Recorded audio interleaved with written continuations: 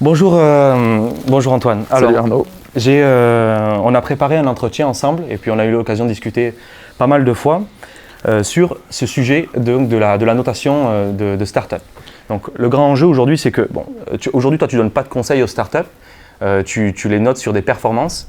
Mais ce que je pense, c'est qu'avec l'expérience qu'aujourd'hui a Earlymetrics, c'est que tu as quand même une profondeur, une vision sur les startups réussissent ou pas. Donc il y a des traits, des grandes tendances. Et c'est de cela dont on va parler aujourd'hui. Parfait. Alors je te propose de structurer donc, notre échange en trois grandes parties. Dans un premier temps, tu vas te présenter, on va voir quelles sont les grandes tendances à 2018 du marché donc, des startups.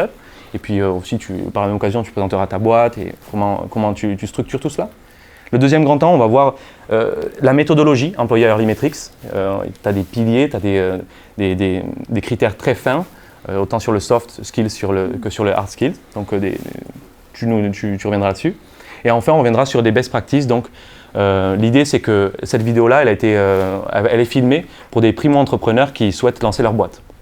Donc ils se demandent sans doute comment est-ce que moi, je dois gérer la création de boîte et qu'est-ce qui fait qu'une boîte performe sur le long terme. Super. OK pour le plan?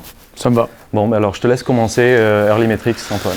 Ça marche. Donc bonjour à tous, merci beaucoup pour l'organisation, content de vous retrouver. Et puis il y a même quelques visages avec qui j'ai dîné hier soir, donc c'est pas complètement inconnu pour moi. Donc désolé pour les répétitions pour certains. Donc moi je m'appelle Antoine Basquiara, j'ai 27 ans et je suis un des deux fondateurs d'Earlymetrics, qui est une agence de notation de start-up et PME innovantes.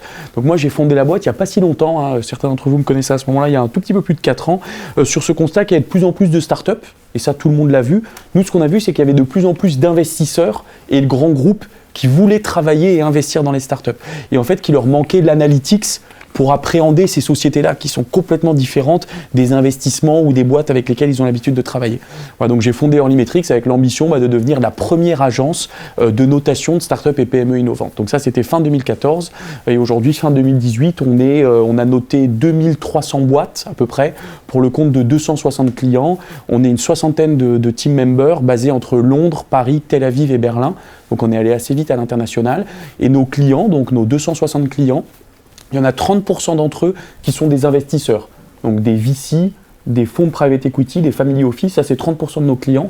Et 70% de nos clients, c'est des grands groupes, donc des boîtes du CAC 40, des ETI, des partenaires aussi de l'IoT Valley qu'on a en commun, qui vont utiliser nos notes pour aller justement décider s'ils veulent bosser ou pas, ou investir dans une startup. Voilà, donc j'ai fondé une agence de notation de startup et effectivement j'ai la chance de faire ce métier-là et puis de l'avoir fait sur beaucoup de sociétés. Donc on voit pas mal de choses, puis on agrège et donc effectivement on voit des tendances sur les sociétés qui réussissent, celles qui réussissent moins, les grands groupes qui bossent bien avec les startups. Et moi, c'est ce que je vais essayer de vous partager en espérant que ce soit un échange assez concret et utile pour vos propres sociétés.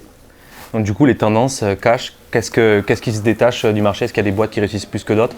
Est-ce que c'est plutôt la blockchain, l'IA ou de l'IoT ou autre chose du SaaS? Je ne sais pas.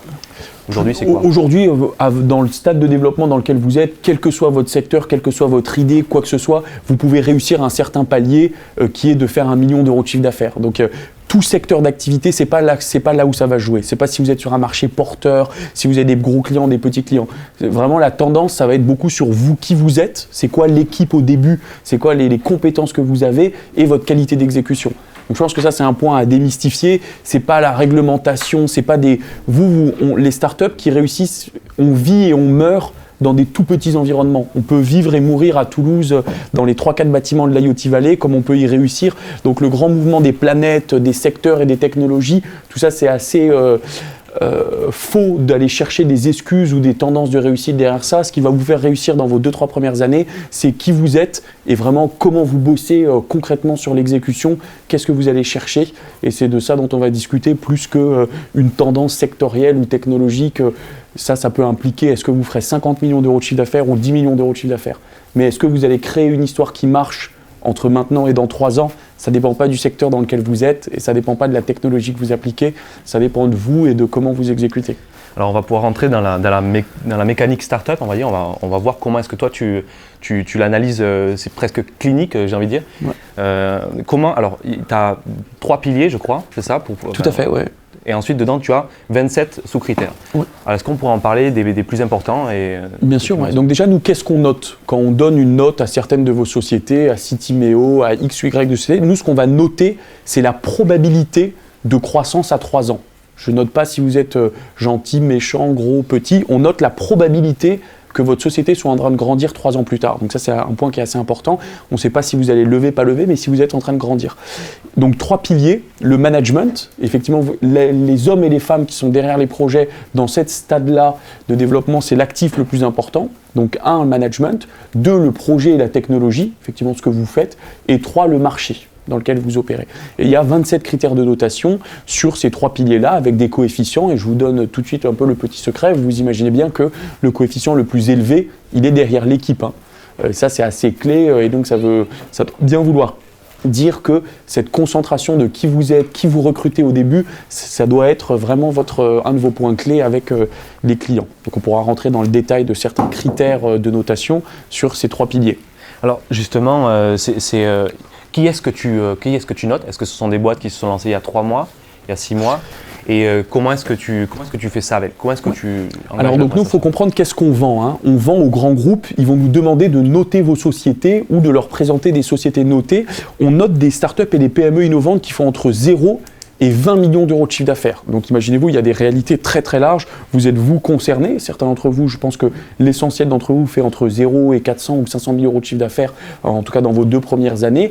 Et donc ça, on note beaucoup de sociétés comme ça, mais on va aussi noter des sociétés beaucoup plus matures qui font 2, 3, 4, 10 millions d'euros de chiffre d'affaires. Par contre, on ne note que des sociétés innovantes, des startups et des PME innovantes. On n'est pas sur la notation d'une boulangerie ou d'un petit magasin de vêtements. Ça, c'est pas du tout notre métier. On est sur le métier de la notation de start-up et PME innovantes. Mais vous pouvez être concerné. Alors, le critère le plus important, c'est l'équipe, tu l'as dit. Et alors, dans tes statistiques, donc tu as un modèle qui tourne quand même. Qu'est-ce qui fait quel est le taux de faillite disons, une boîte va mourir vite ou pas? Qu'est-ce qui fait qu'il plante? Sur l'équipe, il y a pas mal de choses sur cette partie équipe sur lesquelles je peux revenir. Le premier, vous avez sûrement beaucoup entendu parler de ce côté du nombre d'associés opérationnels, avec cette espèce de mythe qu'on ne peut pas être tout seul ou pas. C'est presque le seul sujet qui est assez bien documenté. Donc là, pour le coup, c'est chiffré. La recherche montre que seul, en fait, on réussit beaucoup moins statistiquement. Alors, il y a plein de contre-exemples, vous l'avez vu, mais pourquoi ? En fait, c'est assez simple de le voir comme ça. Il y a tellement de facteurs clés de succès, il y a tellement besoin, pas que de force de travail. C'est pas un enjeu de dire quelqu'un qui, n'a pas besoin de dormir, qui dort 2 heures par nuit, il peut fournir 2 journées de travail. 2 journées de 10 heures et il dort 4 heures et ça fait 24 heures. C'est pas une question quantitative. C'est que la réussite dans vos 2 premières années, elle demande une telle diversité un peu des talents que même à 2 ou 3, c'est déjà difficile d'aller couvrir tous les facteurs clés de succès. Je pense notamment à le fait que c'est difficile d'avoir dans le même profil de l'excellence technique, au sens un peu engineering du terme, et aussi une excellence plus marketing et commerciale. Donc ça, c'est un premier point. On a beaucoup aussi, toujours sur ce même thème, la complémentarité des profils et des personnalités. Donc effectivement, cet équilibre ou cette complémentarité entre les associés, ça c'est un point qui est clé. Et ensuite, on va retrouver tout ce bloc qui va toucher à l'extérieur. Donc je pense notamment aux capacités commerciales. Un fondateur, ça sait vendre. Un entrepreneur, ça doit savoir vendre et c'est un petit peu notre faiblesse dans des milieux assez industriels aussi en France, c'est qu'on a plutôt des profils à excellence technique et pas forcément aussi très bons sur cette partie commerciale parce qu'on a des formations assez orientantes qui te poussent vers l'excellence techno et pas forcément vers des compétences commerciales. La capacité à convaincre, c'est un point qui est important, on a écrit un article là-dessus. Cette capacité à convaincre, c'est le seul truc que vous allez utiliser à tout moment de la journée, à tout moment de la vie de votre boîte. Parce que convaincre, c'est aussi convaincre son premier stagiaire de nous rejoindre, son premier client de signer, l'IoT Valley de nous prendre alors qu'on est un petit peu trop petit par rapport aux critères. Et donc ça, cette capacité à convaincre, c'est un peu aussi un élément et vous n'êtes pas né avec ou pas né avec, ça se développe aussi dans votre capacité à être bon sur ça. Donc ça, c'est quelques éléments quelques critères de notation qui ont des coefficients assez forts parce qu'on voit qu'ils sont très corrélés au succès des sociétés 2, 3 et maintenant 4 ans après. Ok. Vous êtes sur des marchés, donc maintenant vous êtes sur 3 continents ou 2, je ne sais plus. 4 pays. 4 pays. Continents, je ne sais pas exactement, coup, mais Israël, c'est hors Europe. Non, Middle East, ok. On a donc deux Berlin, Londres, Paris et Tel Aviv. Ouais. Et Tel Aviv. On a beaucoup de sujets Chine en ce moment aussi. Ok, Chine. Du coup, la question c'est, parmi donc, les traits de caractère ou les équipes qui réussissent, qu'est-ce qu'on peut apprendre de l'international et qu'est-ce qui marche pas? Alors, c'est difficile de généraliser. Là, vous avez vu, la question, c'est un exercice. On ne peut pas dire tous les Français sont comme ci, tous les Israéliens sont comme ça. Mais c'est vrai qu'on voit des choses assez intéressantes sur les entrepreneurs. Ce qu'on ils ont plein de défauts aussi, hein, mais les entrepreneurs anglais, ce qu'ils font assez bien, nous on a le défaut de pitcher des produits. On va pitcher un produit, une techno, un boîtier qui est hyper puissant. L'entrepreneur anglais, même l'ingénieur, il va pitcher un besoin. Il va vous expliquer que... Donc on a tendance, nous, beaucoup à pitcher à l'envers, à pitcher un peu la techno plutôt que le besoin. Et donc ça, c'est vrai que ça leur permet de un petit peu plus tôt lever de l'argent et surtout vendre aussi des fois un peu plus tôt et un petit peu mieux. Donc ça, c'est ce qu'on voit, meilleur en storytelling et meilleur en marketing de leur société. Ça, c'est un truc qui est intéressant chez les Anglais et même dans des profils techniques. Les Israéliens, ils sont assez pointus, c'est pas un écosystème généraliste. Hein. Les entrepreneurs israéliens, ils sont excellents sur un certain nombre de domaines, certains des vôtres hein, d'ailleurs, et eux, ils sont excellents techniquement. Et ils sont très commerciaux. C'est des mauvais gestionnaires. Ils ne savent pas faire l'admin ni quoi que ce soit. Donc, ils ne font pas des grosses boîtes. Ils font que des toutes petites boîtes qui sont rachetées très vite. Mais par contre, ils ont un côté très... comme si vous voyez, vous, ce que vous appelez un geek. Ben, en Israël, le geek, il est très pushy. Il va essayer de te vendre. Voilà, donc, cette ambivalence-là.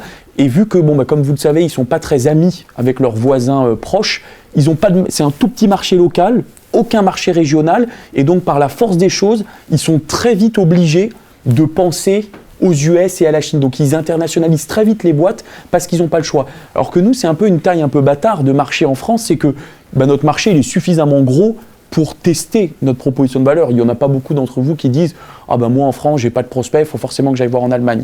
Donc c'est en même temps une force, mais en même temps on a tendance aussi à internationaliser nos boîtes un peu trop tard ou un petit peu plus tard que ce que ferait un homologue israélien par exemple qui va tout de suite, parce qu'il n'a pas de marché local, aller à l'étranger. Voilà, mais bon, c'est des généralités, il y a quelques traits et ils ont, je vous rassure, plein de défauts que nous on n'a pas et on est bourrés, nous les entrepreneurs français, de qualités qu'eux n'ont pas aussi. Justement, le problème de l'entrepreneur français ou la réussite de l'entrepreneur français, qu'est-ce qui fait que ce que tu as vu, donc tu as noté 2600 boîtes, qu'est-ce qui fait que vraiment, c'est les profils récurrents, tu parlais... On a une excellence technique qui est très forte. On a un système, justement, ce système un peu dans le cas des ingénieurs, hein, prépa, grandes écoles, qui fait qu'on a une excellence technique très forte, autant sur la partie soft que sur la partie hardware.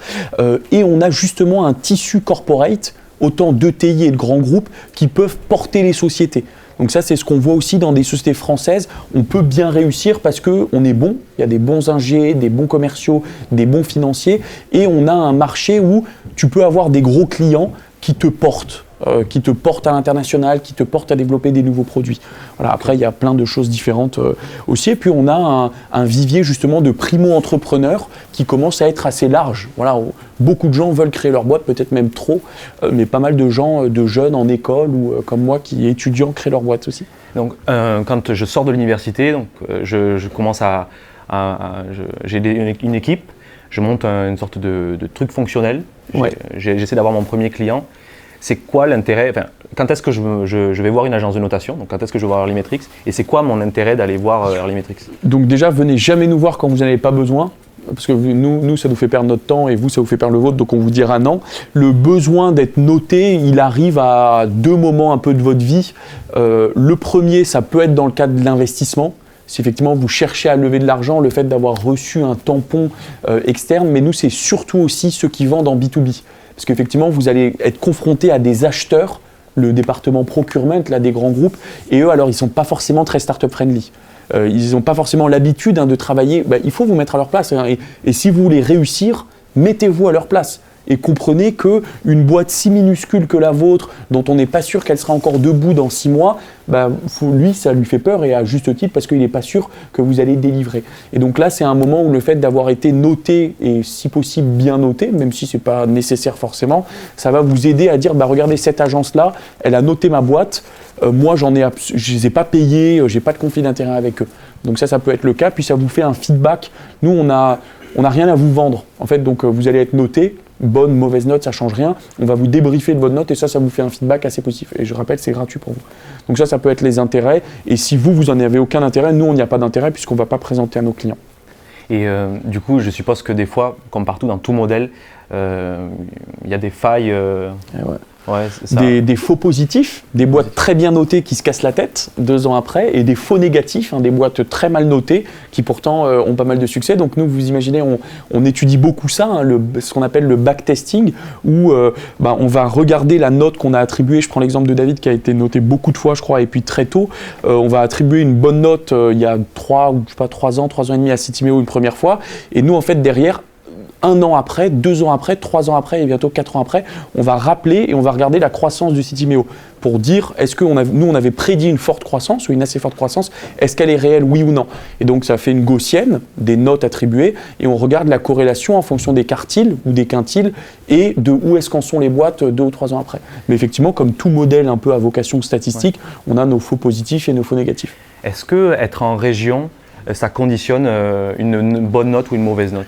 Nous, on ne fait pas ça. Ça veut dire, ou bien c'est est-ce que avoir fondé ta boîte avec ta femme, c'est bien ou c'est pas bien? J'en sais rien, moi, si tu habitais à Toulouse, c'est bien ou c'est pas bien. Par contre, ce qu'on va regarder, il y a un certain nombre de critères dont l'environnement va avoir un impact. Le réseau du dirigeant ou la capacité d'internationalisation ou la capacité à financer les premières étapes de son développement, ça peut avoir un impact. Donc, j'ai pas de oui ou non sur ces espèces de vision, est-ce que c'est bien ou pas bien. Par contre, effectivement, là où vous êtes, ça a un impact, mais qui peut être autant positif que négatif. Okay. Voilà. Donc, pas de oui-non en absolu, mais effectivement, là où vous êtes, ça a un impact. Et puis, avec qui vous êtes aussi, ça a un impact plus sur des sous-critères. Je ne sais pas si David, il a une bonne note, mais on va... Je peux le dire. Je pense qu'il a eu une bonne note, ouais. Plusieurs fois, mais vous avez été beaucoup noté. 10%. Voilà, donc il a eu une bonne note. Ouais. Ok. C'est quoi une bonne note, justement? Donc si vous regardez, c'est une probabilité, donc c'est entre 0 et 1, on multiplie sur 100, et les notes, elles s'échelonnent entre 30 sur 100 et 95 sur 100. Au-delà de 72 ou 74, on est dans le premier 33%. Voilà, donc ça commence à être une boîte early stage très jeune qui est notée 72, 73, ça commence à être une très bonne note. Et ensuite, ça peut être 78, 80, 85, ça devient des très bonnes notes. Ok. Bon, on connaît mieux maintenant les mécanismes de performance des startups. On va aborder la troisième partie qui est celle des bonnes pratiques que tu peux voir dans les boîtes. On a une structure du capitalisme français qui est spécifique, tu le disais, grands groupes ETI qui sont assez présents sur le territoire, ça a été moins bougé qu'aux US. Quelles sont les bonnes pratiques quand on bosse avec ces structures-là?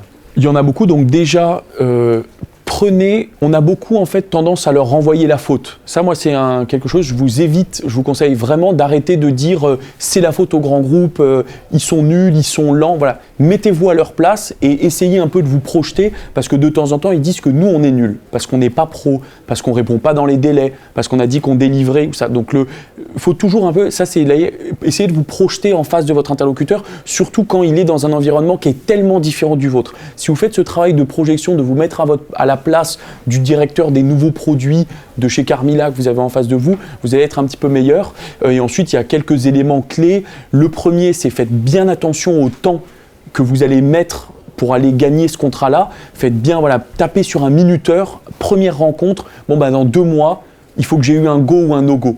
Parce qu'en fait, je ne peux pas me permettre, vous savez que la valeur la plus importante que vous avez à date, c'est votre temps. C'est le temps que vous investissez dans cette propale ou dans la recherche de ce contrat. Il faut que vous fassiez attention à ne pas passer dans une sorte de machine à laver infinie où vous faites 17 meetings avec 50 interlocuteurs différents chez Carmila et derrière, 6 mois après, vous n'avez plus que vos yeux pour pleurer. Donc, faire attention à ça. Très attention à la gratuité qui est quelque chose d'extrêmement dangereux parce que tout ce qui est gratuit, ça n'a pas de valeur, quoi. Je ne l'accroche pas à une valeur et donc derrière, même si c'était bien, le fait de le déployer, je n'ai pas valorisé le POC, donc tout ce qui est ces preuves d'expérimentation, allez toujours le monétiser, même si c'est d'une manière complètement différente de comment vous monétiserez après. Ça, c'est un point qui est clé aussi dans la réussite et beaucoup de transparence sur les objectifs de chacun. Essayez de comprendre, ça se trouve en face de vous, ils s'en foutent de la réussite du POC, ils veulent dire on bosse avec une start-up et donc on est innovant, voilà.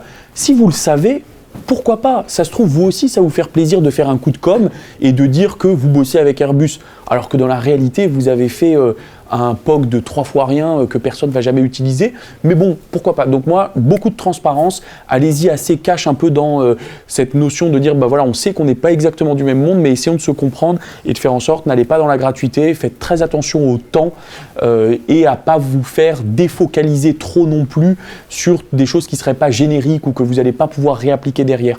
Il y a beaucoup ce risque où ils vont tenter de vous tordre un petit peu parce que vous avez des talents.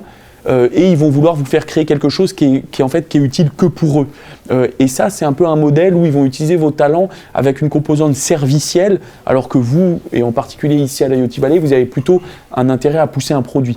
Par contre, des fois, on peut faire un peu de service, et ça s'est vu beaucoup dans l'IoT, et ça marche très bien, pour aller financer un peu du développement produit, mais il faut dire quel type de service. Est-ce que c'est quand même cohérent, ou est-ce que je suis juste en train de les aider à designer leur propre objet connecté, qui n'a aucun rapport avec le mien? Il y a une question que je me pose, c'est l'adage, est-ce qu'un tien vaut mieux que deux tu l'auras? En gros, il vaut mieux avoir signé un contrat à 5 000 € rapidement, là, sous une semaine, ou attendre un contrat à 80 000 Nous, ça nous a très bien réussi commercialement. On a toujours forcé à commencer petit. Même on nous disait prenez 50, on a dit non, on préférait prendre 12. Mais tout de suite. Parce qu'en toute transparence, je pense que vous n'êtes pas beaucoup à pouvoir assumer le contrat à 50. Ça se trouve, c'est trop compliqué, vous n'avez pas la supply qui va bien. Donc effectivement, commencez tout petit. Pourquoi? Parce que c'est ce qui va, beaucoup dans le monde des corporates, la taille du contrat est très corrélée au temps de signature. Vous savez, derrière, ça passe à un échelon supérieur et il faut 3 signatures alors qu'il n'en fallait qu'une seule sur le contrat à 12 000. Donc, allez prouver de la valeur avec des petits jalons et surtout qu'en fait, vous allez probablement aussi réadapter après ce premier pilote. Donc au début, avec un grand corporate, pour ne pas se faire prendre dans la machine à laver, c'est bien de commencer petit aussi. Et c'est ce qui va… en plus, en fait, le logo Airbus, tu l'as toujours. Que tu aies fait 2000 avec Airbus ou 50 000 avec Airbus, tu mets toujours le logo d'Airbus sur ton deck.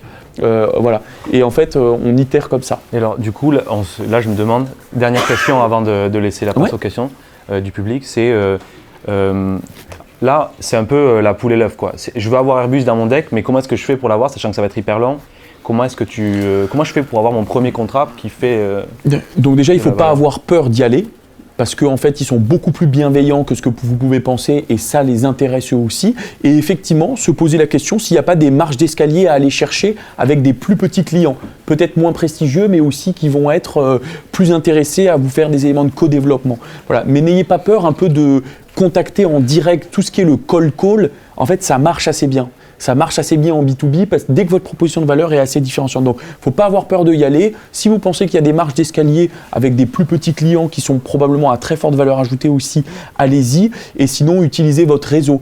C'est vrai que si vous pouvez d'une manière ou d'une autre, en allant à des événements ou en utilisant un peu des réseaux d'anciens de vos écoles, des choses comme ça, biaisez un peu pour qu'on réussisse à parler à la bonne personne dans des géants sur lesquels c'est souvent difficile d'identifier quel est exactement le mec ou la fille qui va pouvoir nous signer notre contrat.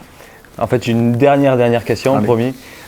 C'est quand on est en école de commerce ou université, on est souvent en fait nourri d'études type Xerfi, type Gartner. Ouais. C'est très bien, ça donne une vision globale. Est-ce que pour un primo-entrepreneur, donc une personne qui va s'en aller des études, elle a accès à ces bases de données gratuitement. Est-ce que c'est sur ce quoi il faut se baser absolument pour lancer son business? Personnellement, je pense que ça ne sert à rien parce qu'on est sur des marchés innovants où ces études de marché très high level, top down, elles disent rien des marchés innovants. Elles disent le marché de l'IoT, ça fait 42 milliards. Je ne pense pas que ça vous change quelque chose de savoir que le marché de l'IoT fasse 42 milliards. Donc pour moi, il ne faut absolument pas aller se défocaliser sur de la théorie de vos marchés potentiels. Déjà parce que vous allez pivoter beaucoup et votre marché potentiel il va évoluer, mais plutôt vous mettre dans une idée d'étude de marché très terrain, presque street marketing, quoi. Et c'est ça en fait qui va vous donner des vraies réponses plus qu'un doc de 50 pages où vous aurez investi vos 3 000 € sur 10 000 que vous avez dans le projet pour faire une étude de marché. Gardez-le pour des études de brevetabilité ou des études justement d'un bureau d'études pour le thermomoulage du boîtier ou des trucs comme ça. Ce sera beaucoup plus utile qu'un truc très théorique d'études de marché. Ok, excellent. Bon, merci beaucoup pour ces retours. On va passer à vos questions, ok? Alors, j'en ai reçu plein, je vais les prendre au fil de l'eau. Elles sont trop cool, merci d'être aussi… Là, c'est là où tu sais pas dans quelle direction ça part, quoi. Ah ouais, c'est clair. Comment s'appelle ton époux? On va celle-ci. Alors, j'ai le numéro de… Voyons. Alors, je le prends du dernier et je les remonte. Il y en aura 5 qui seront OK sur la plateforme.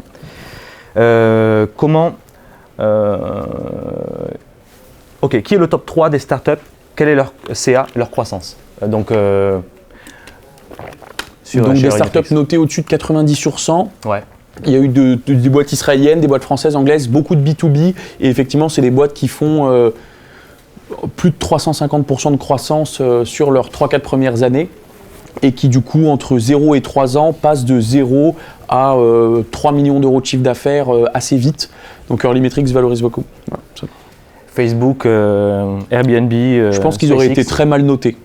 Ouais, ça aurait été clairement des faux négatifs, des boîtes mal notées qui ont très bien réussi parce que les schémas de réussite de ces boîtes-là, ils sont pas prévisibles et encore moins par un modèle comme le nôtre qui valorise, qui est très orienté risque en fait. Ouais. Nous, on a un risque, on vient mesurer un risque d'échec et un risque de non-croissance. Ces boîtes-là, elles étaient toujours à très très fort risque.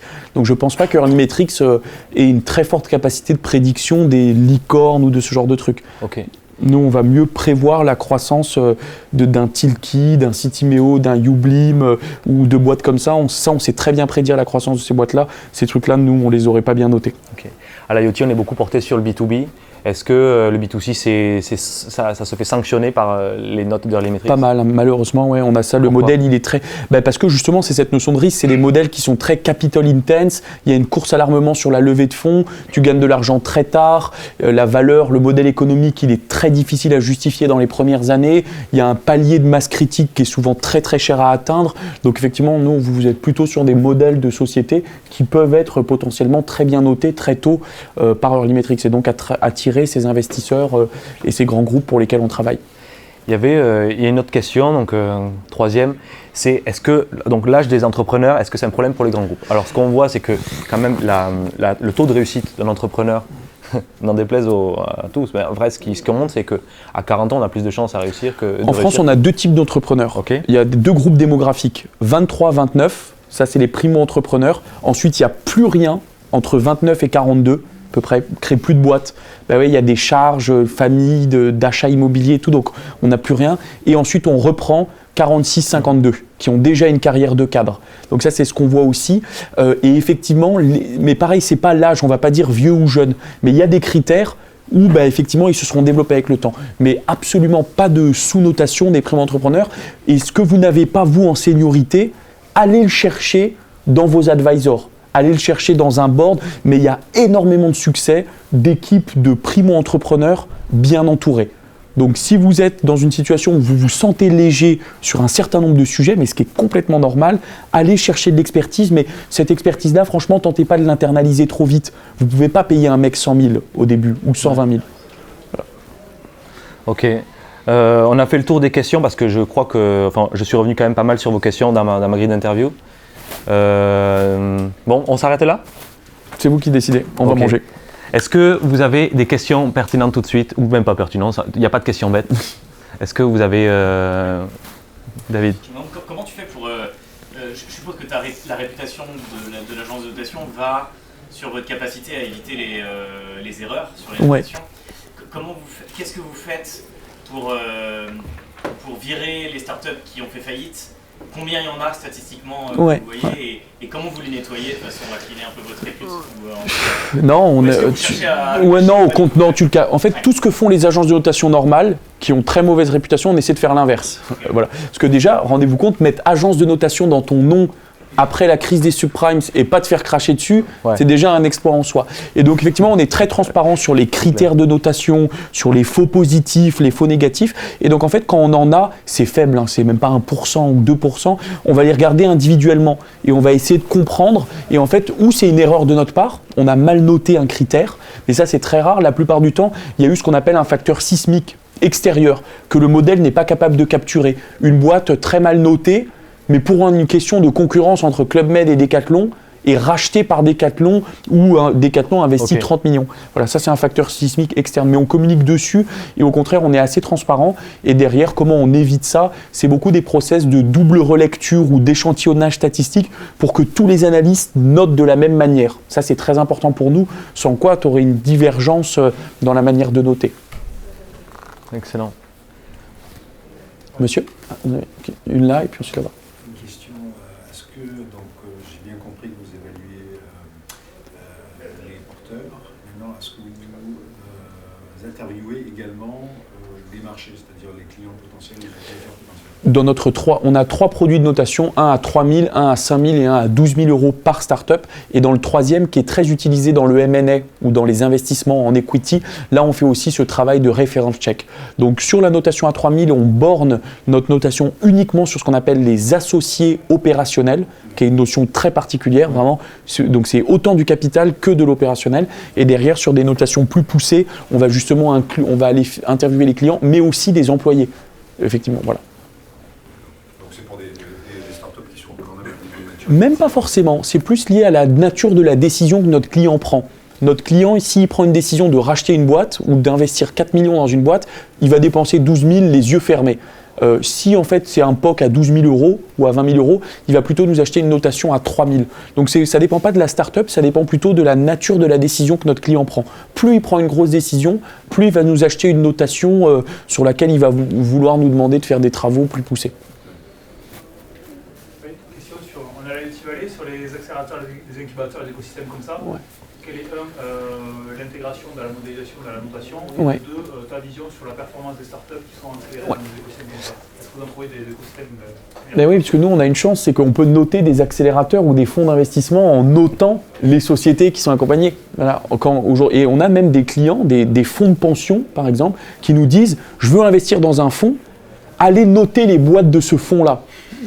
Et derrière, par agrégat statistique, tu dis, ben voilà, regardez, en moyenne, les 8 sociétés dans lesquelles ils ont investi.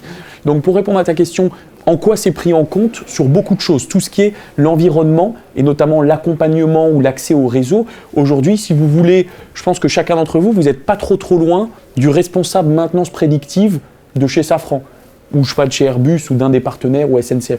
Donc en fait, cet environnement IoT Valley, il vous donne, moi je ne sais pas dire si c'est bien ou pas, mais sur certains critères de notation, il va vous aider. Mais donc il ne sera jamais jugé en tant que tel, un petit peu comme la question Toulouse ou pas Toulouse. Mais ça va se retrouver dans d'autres critères. Ensuite, j'ai répondu oui, nous on a la capacité à voir la qualité d'un fonds ou d'un accélérateur en notant les boîtes. Tout ce qui est structure généraliste d'accompagnement, il y a à boire et à manger. Il y a vraiment de tout et des trucs catastrophiques aussi. Et là, sur les acteurs généralistes, plus ils tentent d'accompagner beaucoup, moins ça sert. Et plus c'est dilué. Je pense à des trucs comme The Family ou des trucs très larges. En fait, c'est top en communication, mais il faut s'attendre à un apport unitaire. Vu qu'ils sont sur beaucoup de sociétés en même temps, il y a un apport unitaire qui est un peu moindre. Ce qui marche très bien, c'est l'écosystème dans lequel vous êtes. C'est quand c'est très spécialisé. Où là, pour le coup, on est sur des modèles assez... la proposition de valeur est forte et on a mis que des sociétés qui ont, donc forcément c'est un peu plus confidentiel, vous êtes 20, 30, 40 coupés en petits morceaux, mais là pour le coup, tu as un effet communauté qui est à forte valeur ajoutée parce que j'imagine que vous avez des problématiques d'industrialisation assez similaires aussi. Donc grosso modo, c'est petit spécialisé, il y a un vrai apport mesurable de l'accompagnement. Quand on devient généraliste très large, c'est un petit peu plus dilué et ça peut se réduire à un côté comme validation, mais qui est quand même déjà intéressant à prendre. Voilà.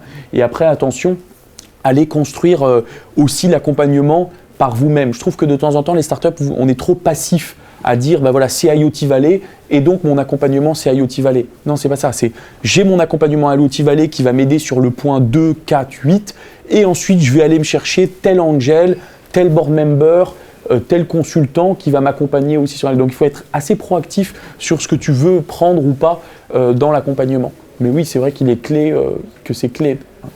Il y a une étude 2017. De Raise aussi non, pas de Raise Venture. Non, c'est de l'académique pure. En gros, la question, c'est est-ce que ils accélèrent vraiment? Les accélérateurs accélèrent vraiment? Ouais. En fait, ce qu'ils montrent, c'est qu'il n'y a que Y Combinator et Techstars qui, en cumulé, le pro, des IPO ou des exits ou des. Voilà. Voilà. Ces modèles-là, aux États-Unis, fonctionnent. Il n'y a rien de concret sur le reste. C'est aussi parce que c'est des marques très fortes. Ouais. Et en fait, ce qui est marrant, c'est que Y Combinator ou Techstars, en fait, aujourd'hui, ils peuvent même ne rien faire. Mais juste le fait de mettre le tampon, tu lèves beaucoup vite, tu as beaucoup de clients vite. Donc c'est pour ça que je dis que mine de rien, c'est intéressant. Même quand ton accélérateur te fait strictement rien, si tu es passé à travers un programme sélectif qui est tellement fort, le fait d'être brandé te suffira. Voilà. Arnaud. J'entends que l'humain, c'est un des coefs les plus importants dans ton modèle, mais comment tu peux arriver à noter de l'humain? Parce que de base, c'est compliqué. Oui, nous, on note pas de l'humain. Nous, on note 13 critères extrêmement précis sur la complémentarité. Et nous, c'est justement ça. Comment on nous challenge beaucoup sur ça. Et c'est un point qui est vrai. C'est comment vous allez appréhender le management. En fait, nous, on ne dit pas bien, pas bien sur le management. On va regarder, c'est plutôt que tenter de donner un jugement sur une photo, on va rentrer sur 13 sous-critères extrêmement précis. Et derrière, justement, pour supprimer tous ces biais de subjectivité, en fait, c'est pas que l'analyste, il dit ah voilà, compétence commerciale, Christophe, je sais pas, moi je lui mets 4 sur 5. J'aime bien 4 sur 5, Christophe, il est bien. Non, c'est un barème qui doit s'accrocher à des faits objectifs de comment il a prouvé ses connaissances commerciales. Donc la réponse, c'est dans le barème et dans la formation et couper un jugement qui paraît une énorme montagne. Management bien ou pas bien, c'est impossible à juger ça. Nous, on va sur la somme de 13 critères extrêmement précis et factuels, aller amener sans jamais donner d'opinion, toujours en s'accrochant. Pardon. Par exemple, les critères les plus forts, par Ouais, donc disons complémentarité des compétences et des personnalités. Ça, c'est un critère. On est d'accord, en plus, là j'ai un autre problème, c'est qu'on ne peut pas le demander en facial. Je peux pas, j'ai les deux entrepreneurs devant moi, on ne peut pas demander en facial ça. Pourquoi? Sinon, il répond oui. Michel, Jacques, vous êtes complémentaires? Jacques Hyper complémentaires. Pas celle-ci, s'il te plaît. Hyper complémentaires. Moi, j'ai fait Dauphine, lui, il a fait l'INSA, un ingénieur, un commercial. La complémentarité, elle est exceptionnelle. Comment vous allez chercher ces infos? Et bien justement, là, j'ai besoin de cette information-là et je ne peux pas la demander. Et donc ça, c'est des techniques d'interview où en fait, on va voir comment ils décident concrètement entre eux, comment ils interagissent entre eux, comment ils ont pris une décision technique ou une décision commerciale. Du coup, là, ils sont avec nous en entretien. Exactement, c'est des techniques d'entretien. Mais ton point, il est bon parce qu'on a toujours besoin de rencontrer le management des sociétés qu'on note. C'est pour ça que nous, notre métier, il est un peu digital. On fait de l'analyse de données, du data scrapping aussi, mais on en a une composante encore assez humaine parce qu'on a besoin de rencontrer les gens pour aller travailler sur ce type de critères-là. Par exemple, mais ils ne le savent même pas. Et ça se fait ça au fil de l'entretien. Après, à aucun moment, on vous a demandé... c'est comportemental. Et derrière, c'est des métiers d'analyse comportementale aussi. Et c'est pour ça qu'on a dû beaucoup travailler avec des RH, des psys, des investisseurs sur justement ces traits d'humain. Je pense que notre critère de différenciation le plus fort, il est sur la notation du management. C'est là où ce qu'on fait, c'est vraiment... assez avancé, même un peu d'un point de vue recherche. On travaille avec Imperial sur la psychométrie entrepreneuriale, donc c'est sur ça où il y a aussi beaucoup de travaux académiques qu'on porte. Et oui, c'est une proposition de valeur. Au début, nous, c'était pas facile.